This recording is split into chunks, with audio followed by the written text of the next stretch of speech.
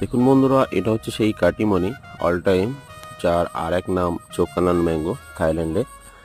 এবং এই কাটিমনি আমে দেখুন কীরকম ফলন হয় কাটিমনি আমের, এবং ফলন গোছাই গোছাই হয়, আর এক একটা ডালে কতটা করে হয় দেখো, আর পুরো গাছ ভর্তি ফল। এবং এক সাইডে ফল ম্যাচিওর হয়ে যায়, দু সাইডে আবার ফুল আসে। এই কাটিমনি আমের বৈশিষ্ট্য হচ্ছে অল টাইম হয়, আর সব সময় গাছে ফুল ফল থেকে যায়।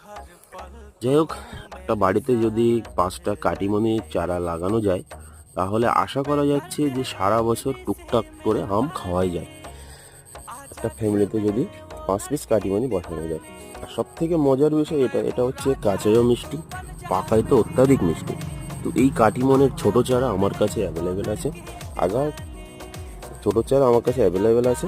যদি কারোর প্রয়োজন হয়, অবশ্যই আমার সাথে যোগাযোগ করবে।